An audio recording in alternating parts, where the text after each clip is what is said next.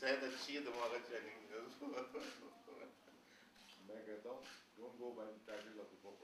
चलो okay thank you very much चलो दरवाजा खोलो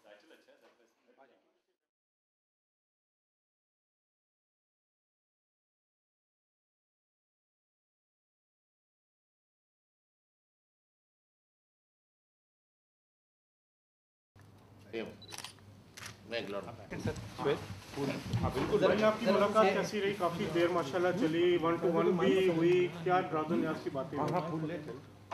हमारी राज़ो न्याज़ की तमाम बातें जो हैं वो ज़ाती राज़ो न्याज़ के नहीं होती हैं, बल्कि मुल्क और मुल्क के कौमी मफाद के लिए होती हैं, अवाम के मफाद के लिए होती हैं। सब बहुत सारे इशूज़ पे बात की, जिसमें बलूचिस्तान का मसला, लॉ एंड ऑर्डर का मसला, मुआशी जो बहरान आया हुआ है, इकॉनमी के मसाइल और डुअल नेशनलिटी का मसला, उस पर बात हुई काफ़ी तफसीली। और हम 4.5 साल से MQM पीपल्स पार्टी की एक दूसरे के हम हलीफ रहे हैं, आज भी हलीफ हैं, और इसमें ऊंच नीच के कई मौक़े आए, लेकिन बातचीत और इफ़हाम व तफ़हीम डायलॉग एक ऐसी चीज़ होती है कि जो बड़े बड़े मसाइल का हल निकाल लेती है। इस तरह बहुत सारे मसले हल हुए। लोकल बॉडीज़ के सिलसिले में भी जो आज बिल पास हुआ है, तो ही बात हुई है। मैंने अवाम के मसाइल के हल के लिए, खुसूसन जो कराची में कंजेशन हो रहा है, हैदराबाद में ट्रैफिक का जो बहरान है, और जो सैलाब की अंदरून सिंध कैफियत है, पंजाब में है, बलूचिस्तान में, उसके हल पर भी बात की है कि इसको कैसे रिज़ॉल्व किया जाए। और इंशाअल्लाह एक खुशखबरी मुल्क को प्रेसिडेंट साहब ने जिस तरफ इशारा किया है, वो कौम के लिए यकीनन खुशखबरी की बात होगी। जल्द इंशाअल्लाह अल्लाह जो प्रेसिडेंट साहब कोशिशें कर रहे हैं, आसिफ अली जरदारी साहब, अल्लाह ताला उनकी कोशिशों को बराबर करे, कामयाब करे, ताकि बिजली का बहरान इंशाअल्लाह उम्मीद है कि जल्द कौम को इससे छुटकारा मिल जाएगा। और जब बिजली का बहरान हल होगा, सनतों का पहिया चलने लगेगा, اس طرح درآمدات کے ساتھ برآمدات بھی ہوں گی، یعنی امپورٹ ایکسپورٹ دونوں طرف اس کا اضافہ ہوگا، اور اس سے پاکستان کی معیشت مضبوط اور مستحکم ہوگی۔ آئندہ الیکشن کے بارے میں انشاءاللہ یہ طے پایا ہے کہ دونوں طرفیں کمیٹیاں تشکیل پائیں گی جو آئندہ کی الیکشن، آنے والے انتخابات جو ہیں عام انتخابات،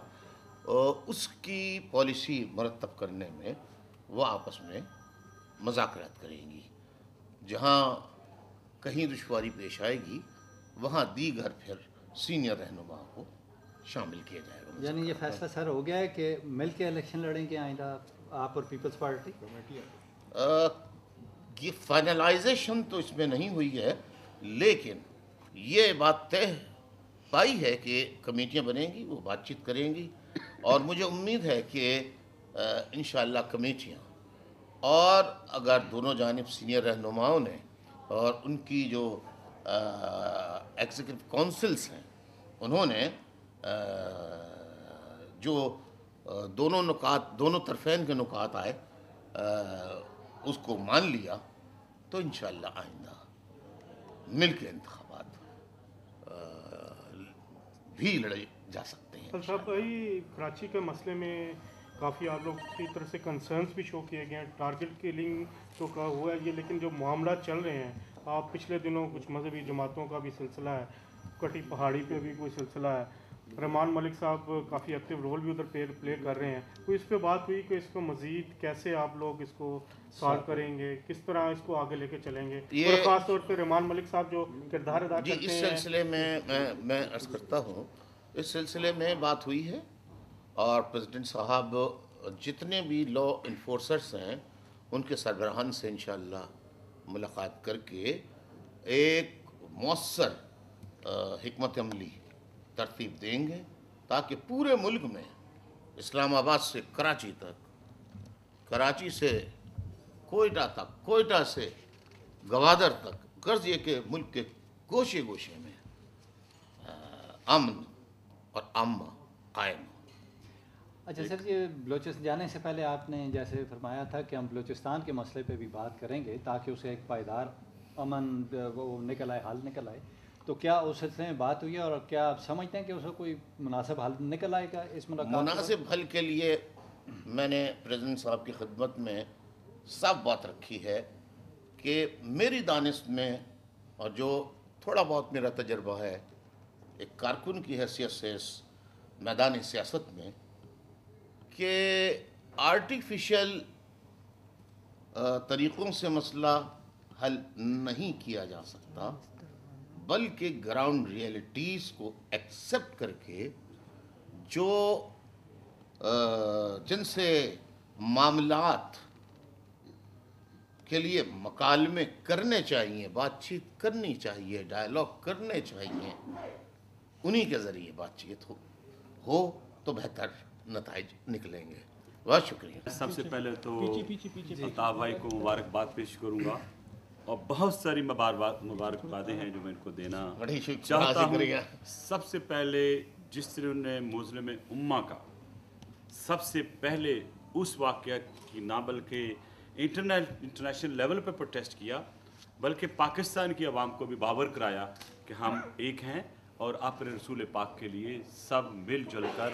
جو توہین ہوئی ہے وایا فلم اس کے خلاف پروٹیسٹ کریں گے۔ اور جب انہوں نے یونائٹڈ نیشن کو لکھا، پریزیڈنٹ کو اوباما کو لکھا، تو اس کے بعد موومنٹ شروع ہوئی۔ میں ان کے ساتھ ساتھ اپنے پریزیڈنٹ پاکستان کو بھی مبارکباد پیش کروں گا کہ جس جرت مندی سے انہوں نے یو این او میں اس ڈیروگیٹری فلم کو اٹھایا،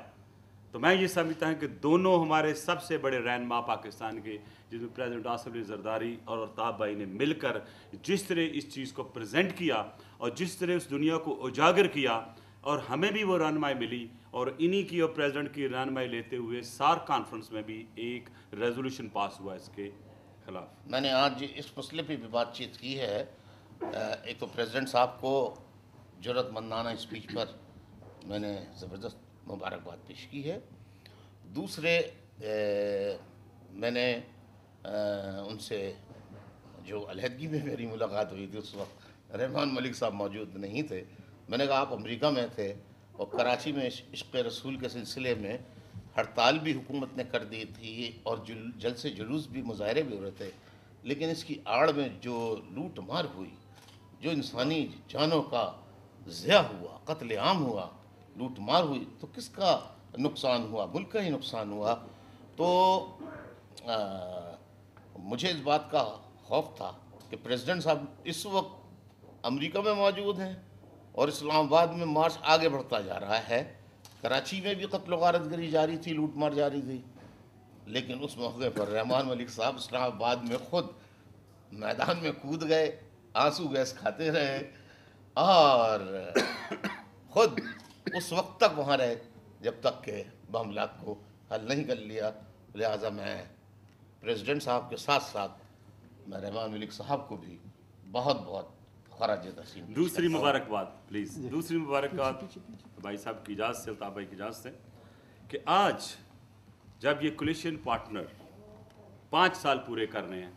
تو میں ڈیڈیکیٹ کروں گا اس completion of tenure for the first time in the history of Pakistan to president راسل زرداری اینڈ مسٹر الطاف حسین, جو ہمارے بھائی بھی ہیں, ہمارے محسن بھی ہیں اور ایک ویژنری لیڈر ہیں. میں اس لیے آج یہ کہنا چاہتا ہوں, ایک ہسٹورک موقع ہے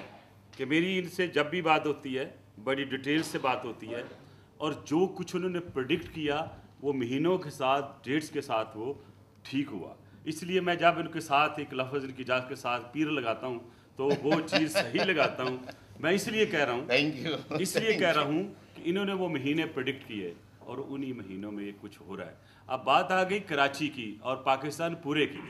یہ بات بولیں کہ آپ ایک جنگ لڑ رہے ہیں اور ان لوگوں کے ہاتھوں جنگ لڑ رہے ہیں جو پاکستان کو اور حکومت پاکستان کو ڈی اسٹیبلائز کرنا چاہتے ہیں. آپ کو یاد ہوگا کہ جب مالاکنڈ سوات شروع ہونے سے پہلے الطاف بھائی نے ایک بڑی اچھی اور لمبی سپیچ کی تھی اور کہا کہ پاکستان سارے میں طالبانائزیشن ہو رہی ہے, یہ معاملہ مالاکنڈ سوات تک نہیں رکے گا, اور کراچی میں بھی طالبانائزیشن ہو رہی ہے. تو ہمارے کچھ لوگوں نے اس کو اپوز بھی کیا, بڑے بڑے پروگرام کرائے گئے, کیے گئے, الٹا سیدھا بولا گیا. اور آج وہی لوگ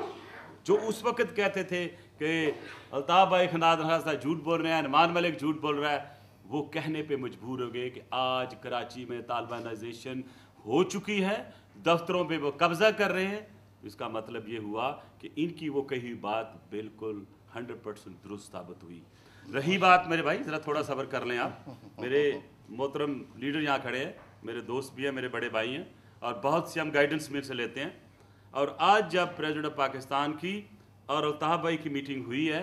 اس میں دنیا کو سمجھ لینا چاہیے کہ پریزیڈنٹ جو پاکستان پیپلز پارٹی اور MQM نے جو 5 سال گزارے ہیں, ٹھیک ہے اپ اینڈ ڈاؤن ہوتے ہیں, جیسے بڑی اچھی بات کہ الطاف بھائی نے کہ ملنے سے گلے شکوے نکل جاتے ہیں, تو یہ گلے شکوے نکلے بھی اور مل کر کام کرنے کی جو انہوں نے ایک ویژن دی تھی دونوں لیڈرز نے ہمارے نے, وہ آپ کو پوری ہوتی ہوئی دکھائی دی ہے. اور میں یہ سمجھتا ہوں کہ پاکستان پیپلز پارٹی اور MQM کا ایک کامن ایجنڈا ہے, وہ ہے لوگوں کی خدمت, عوام کی خدمت. رہی لا اینڈ آرڈر کی بات, یہ تو ہمیں دہیج میں ملا تھا. اگر آپ دیکھیں گے جب MQM PPP کی گورنمنٹ آئی تھی کولیشن, اس پر روز کے 4-5 بم پھوٹتے تھے, جسے سوسائڈ بمنگ کہتے ہیں آپ, امپرووائز بمنگ ہوتی تھی. یہ ہماری کولیشن پارٹنرشپ کا نتیجہ تھا کہ وہ ختم ہوئی. آج ویسٹرن بارڈر پہ جنگ ضرور ہے, اکا دکا واقعہ بھی ہو رہا ہے, لیکن وہ افراتفری نہیں رہی. رہا کراچی کا تعلق, کراچی میں ڈرگ مافیا ہے, ایکسٹارشن مافیا ہے, وہاں پہ اب TTP مافیا آ چکا ہے, اب بہت سے ہینیس کرمنل مافیا آ چکا ہے. میں نے بڑا واضح طور پہ اس وقت کہا تھا کہ بلدیہ میں ہونے والی آتش زنی جو ہے یہ ایک سیبوٹاج کا نتیجہ ہے جو رزلٹ پروو کر رہا ہے, جس کا مطلب یہ ہو کہ کراچی میں کچھ فورسز ایسی ہیں جو ڈی اسٹیبلائز کر رہی ہیں. اور پہلے انہوں نے مہاجر پٹھان کا بہانہ بنایا, اور پھر اب مہاجر کشی ہونی شروع ہو گئی, پھر دوسری قومیت آ گئی. لیکن آپ ایک کانسٹنٹ طریقہ دیکھیں کہ جو بھی دشمن وار کر رہا ہے وہ سوچی سمجھی اسکیم کے تحت کرتا ہے. اگر وہ کراچی میں کسی کو شیعہ کو شہید کرتے ہیں تو اس کا امپیکٹ بہت آتا ہے، پارا چنار میں کرتے ہیں اس کا امپیکٹ آتا ہے، کوئٹہ میں امپیکٹ آتا ہے، گلگت بلتستان میں آتا ہے، سیالکوٹ اور لاہور سے نہیں آتا. تو یہ وہ کی کوشچن جو انٹیلیجنس کے ہوتے ہیں کہ ملک کسی کو ڈی اسٹیبلائز کرنا چاہیے، کیسے ہو سکتا ہے، تو وہ دشمن ہمارا وار کر رہا ہے. بلوچستان میں جو ان کی سٹینڈ ہے آج، میں اس کو فلی اپریشیٹ کر رہا ہوں.